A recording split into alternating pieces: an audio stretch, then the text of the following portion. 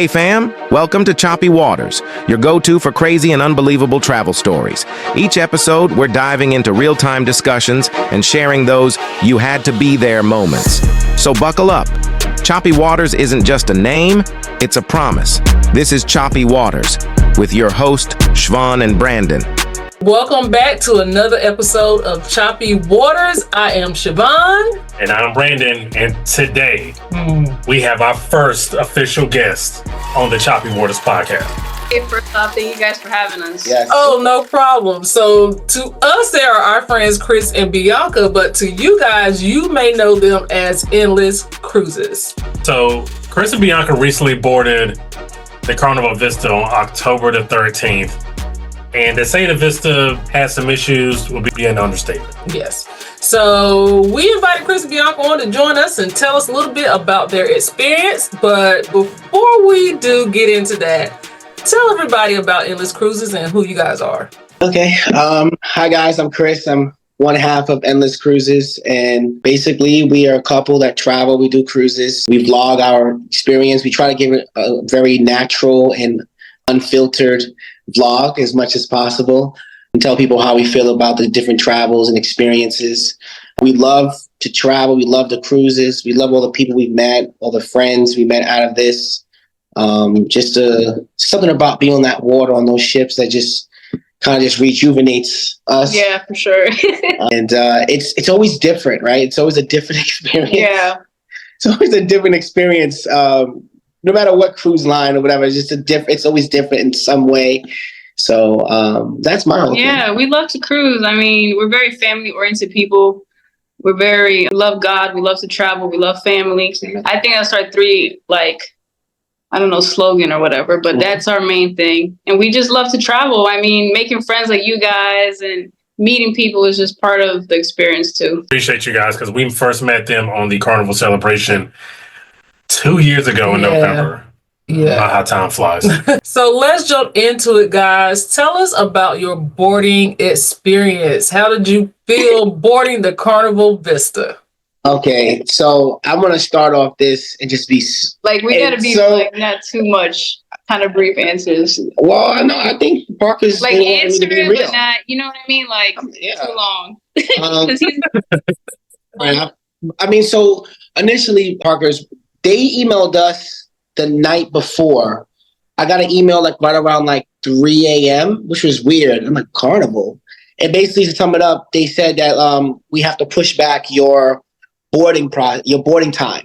So we were supposed to board at 12. They asked us to come at 3. Oh, wow. So when I tell you guys, we literally left this house. We live about 30 minutes away. Yeah. Parker's, we left this house at 2:20. Yeah. And we got there at 3. Yeah. The icing on the cake was we generally don't park at the port, but we just don't. But we live so close, whatever, we'll park. So we get there. Obviously, we have bags, the baby, the stroller. So I try to get Bianca as close as I can to the porter. That was the first straw. As soon as we open the door, they come to the car. He's yelling, "Hey, no, you have to move your car immediately. No more bags." I'm like, "Well, wait a minute. We bought cash. We're going to give you something nice. No, we can't take it." So I'm like, "Okay, well, fine." At this point, I'm already hot. Yeah, so he was very moody and irritated. Oh my God. So I get all the bags out. I get her and the baby out safely. I then now, Parkers, have to go to the parking garage and fight for parking, which there was barely any. Yeah. Okay. And then walk back and stuff like that. So once we got back in line, there was just numerous people complaining about it. Everyone's carrying back. You even had passengers that had disabilities, that had canes, falling over, luggage breaking. People drop their wine, their sodas. It was crazy. It was crazy. And I'm just like, what is going on here? So at this point, I'm already boiling, and I'm just trying to calm down because we know we have to tape little clips here and there. Right. And we get inside, and Bianca's looking at me like, just calm down. And so I get to, the Carnival guest service person that checks your passports and stuff. And I'm just trying to keep it simple. And she's like, "Sir, what's wrong?" I said, "I'm really not happy. The fact that you guys are making not only us, but the people that have disabilities carry their own luggage onto the boat." And the use is that the porters are union. They're union. They can't work after a certain time. But my thing, Parkers, is like, I was telling Bianca, like, why do guests have to feel and suffer for the cruise line's disruptions? The delays, right? Like, that's nothing. I mean, like, it was nuts, you know? Yeah. Should have worked something around that. I mean, even if they had to have their employees, you know, help the guests. And even when we got on board, now people could say like, okay, well, that's not their job. That has to port. That has to do with the port workers. And that's a whole different. Okay, well, we got on the ship when we first embarked, and the employees were just kind of looking at everybody struggling with the luggages. Nobody seemed to offer, let me help you to your room, or it was just a nightmare, to be completely honest. Wow. So in that email, did they not state that this might be an issue? Like, there was no indication given? No. Then the email, no. There was no indication that there was going to be no help for like the bags. Because honestly, I'm going to be honest with you guys, Parkers, I probably would have packed lighter. Yeah. You know, we have 3 bags. My bag is like 4 bags in one. You know what I'm saying? Like, and I think like also the baby, you know, stroller. All the things that she needs, her like formula and stuff like that, and diapers, wipes, all that we had to pack with us, plus the stroller.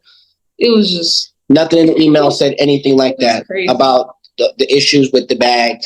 That would have helped. I feel like that would have helped, because it would have informed you on what to pack and what not to pack. Yeah, and also, like, if you knew that the porters left at a certain time, telling people to come in at the time that the porters had to leave would definitely make a decision a little bit different, because they could have arrived in enough time to where they possibly could have got help from the porters, but they delayed everybody by 3 hours. We thought it was 2, but you guys got delayed by 3 hours. No, that was 3. Wow. So what was it like when you guys finally boarded the ship? Oh boy! The elevator was the first thing.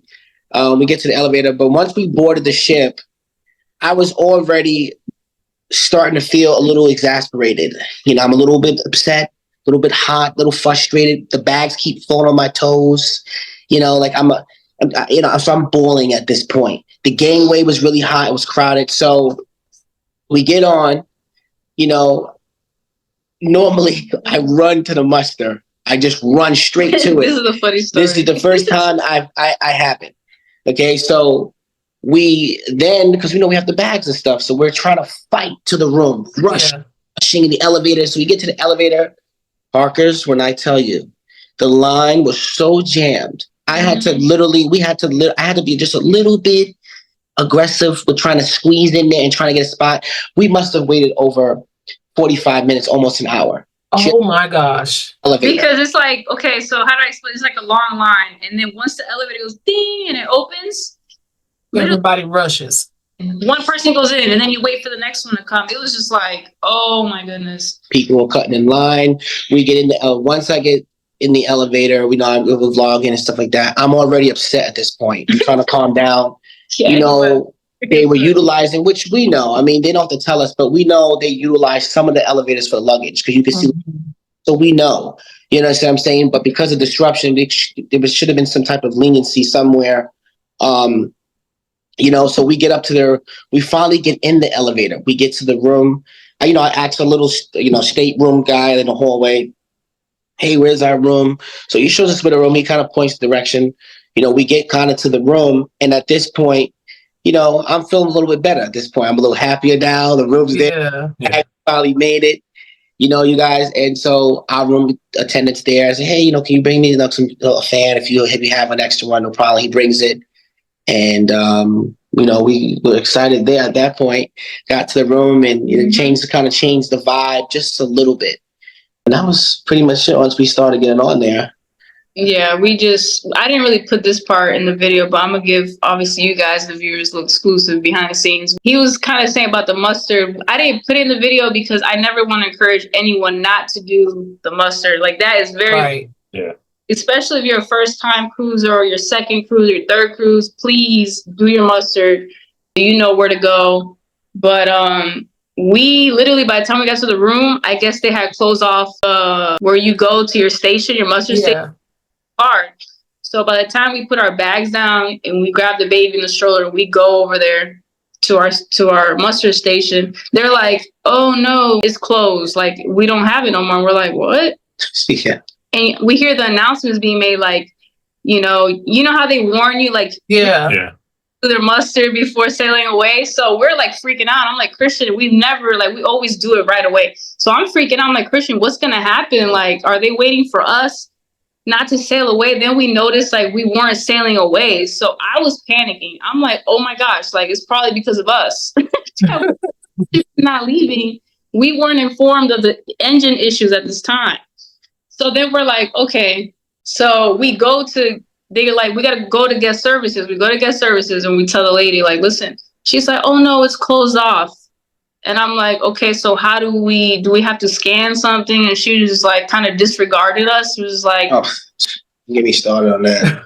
Yeah, we didn't want to even name drop her, put her in the video because we don't want to give nobody any hate. But it was just like very like attitude. She gave us a big attitude and we're just trying to do what we're supposed to do at this point. Right. Yeah. And she's just like, oh no, you were supposed to be here at this, like, it's already closed. And we're just like looking at her like, yeah, I had to really? Like, I had to ask for some patience from the man above. And that was, like I said, we just got on the ship. So at that point, I told the lady straight up, I'm like, okay, so do you not need to scan my sail and sign card? Like, you don't need it? She's like, no, it's okay. So we just leave. We walked, we stormed off, we left. We go back to the room. That's when I hear the announcement. Yeah, we hear the announcement at that point. I started recording, and that's when, we posted that clip on Instagram and stuff. So you guys didn't know anything about what was going on until literally after you missed the muster because you already boarded the ship 3 hours late. Right. You had to struggle for 45 minutes to get to your cabin. You got in your cabin, try to gain your composure, go to the muster station. They're like, we ain't even leaving. They're like, you guys missed the time to do it. We're like, okay, well. Mm-hmm. Wow. Yeah. And we heard that announcement of the captain. Yeah. Which, I don't know, I guess, I'm sure you guys saw in the video, you could kind of understand. He's Italian, so it was hard to understand what he was saying sometimes. It definitely was a language barrier there. It was a language barrier. Christian kept telling the guest services there was a language barrier, and I just kept laughing because he just kept. So before you guys boarded the ship, I guess this answers a question. Did you guys know there were engine problems before you boarded, or?